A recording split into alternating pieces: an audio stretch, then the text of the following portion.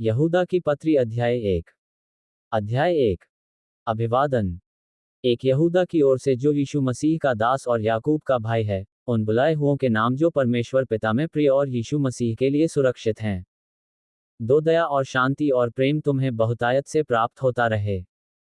झूठे शिक्षक 3 है प्रियो, जब मैं तुम्हें उस उद्धार के विषय में लिखने में अत्यंत परिश्रम से प्रयत्न कर रहा था जिसमें हम सब सहभागी हैं, तो मैंने तुम्हें ये समझाना आवश्यक जाना कि उस विश्वास के लिए पूरा यत्न करो जो पवित्र लोगों को एक ही बार सौंपा गया था।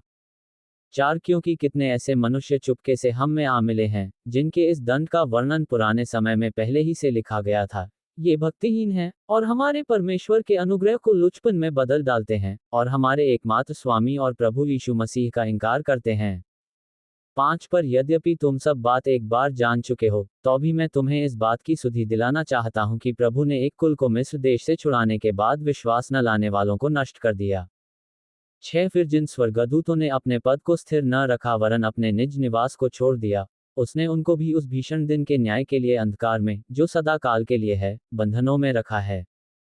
7 जिस रीति से सदोम और अमोरा और उनके आसपास के नगर, जो इनके समान व्यभिचारी हो गए थे और पराये शरीर के पीछे लग गए थे, आग के अनंत दंड में पड़कर दृष्टांत ठहरे हैं।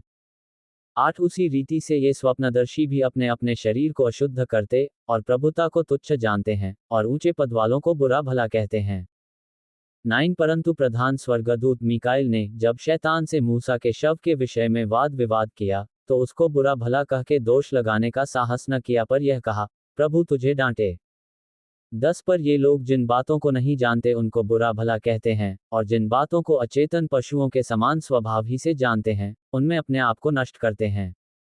11 उन पर हाय, क्योंकि वे कैन की सी चाल चले, और मजदूरी के लिए बिलाम के समान भ्रष्ट हो गए हैं, और कोरह के समान विरोध करके नष्ट हुए हैं।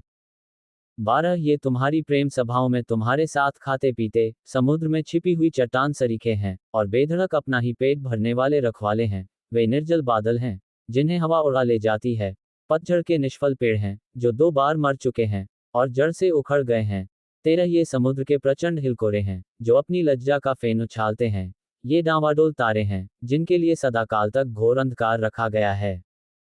14 हनोक ने भी जो आदम से 7वीं पीढ़ी में था, इनके विषय में ये भविष्यद्वाणी की, देखो प्रभु अपने लाखों पवित्रों के साथ आया 15 की सब का न्याय करे, और सब भक्तिहीनों को उनके अभक्ति के सब कामों के विषय में जो उन्होंने भक्तिहीन होकर किए हैं, और उन सब कठोर बातों के विषय में जो भक्तिहीन पापियों ने उसके विरोध में कही हैं, दोषी ठहराए।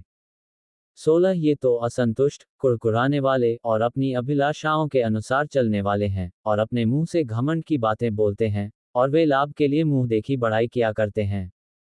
चेतावनी और उपदेश 17 पर हे प्रियो, तुम उन बातों को स्मरण रखो जो हमारे प्रभु यीशु मसीह के प्रेरित पहले ही कह चुके हैं। 18 वे तुमसे कहा करते थे, पिछले दिनों में ऐसे ठट्ठा करने वाले होंगे जो अपनी अभक्ति की अभिलाषाओं के अनुसार चलेंगे। 19 ये वे हैं जो फूट डालते हैं, ये शारीरिक लोग हैं, जिनमें आत्मा नहीं।